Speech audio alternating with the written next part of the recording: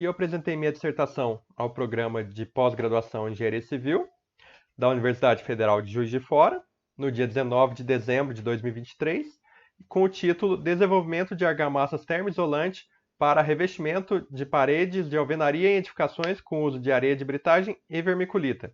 E eu falarei brevemente sobre o meu trabalho. Então, o setor residencial é um grande consumidor de energia elétrica no Brasil, cerca de 25%, e a matriz energética do Brasil depende bastante ainda de termoelétricas. Então, quanto maior o consumo energético, menos sustentável o setor é. E o setor residencial ele consome bastante energia com o uso de climatizadores de ar, que são equipamentos de alta potência que ficam ligados por uma grande quantidade de tempo. Então, esse trabalho ele visa desenvolver uma argamassa isolante térmica para evitar a troca de calor entre a edificação e o meio, utilizando vermiculita e aditivo incorporador de ar.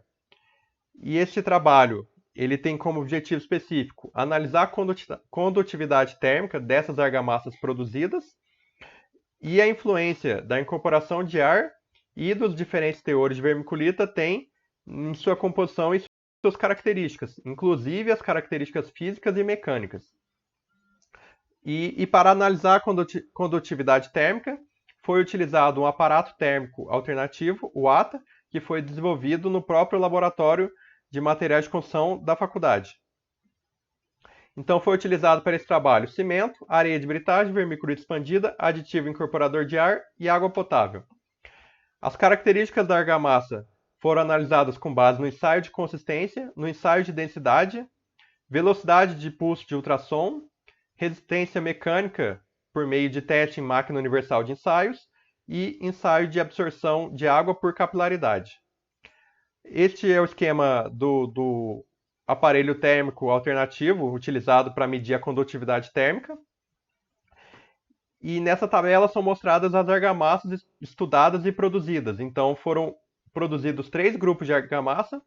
O primeiro grupo de referência, sem vermiculita e sem aditivo incorporador de ar.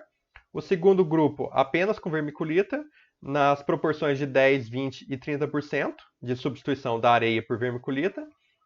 E o terceiro grupo contendo essas mesmas proporções de vermiculita, porém com o uso de incorporador de ar na composição. Então, como esperado, as argamassas que possuem vermiculita têm uma resistência mecânica menor do que a referência, e as argamassas que têm a vermiculita e o aditivo incorporador ainda obtiveram valores mais baixos ainda de resistência mecânica. Porém, vale ressaltar que essas diminuições de resistência eram esperadas e não prejudicam o uso da argamassa para esse fim de revestimento externo, por exemplo.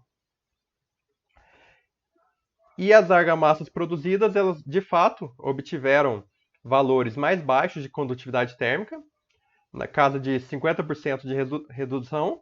Então, elas realmente foram válidas para a diminuição da condutividade térmica dos envelopes das edificações. Como considerações finais, temos que a adição de vermiculita e o uso de incorporador de ar trouxeram redução de resistências mecânicas a um nível razoável ainda, e também contribuíram para a redução da condutividade térmica em cerca de 50% em relação à argamassa de referência. Então, o uso de aditivo apresentou também um efeito semelhante ao de uso de vermiculita. Então, o uso combinado dos dois materiais é benéfico para argamassas isolantes.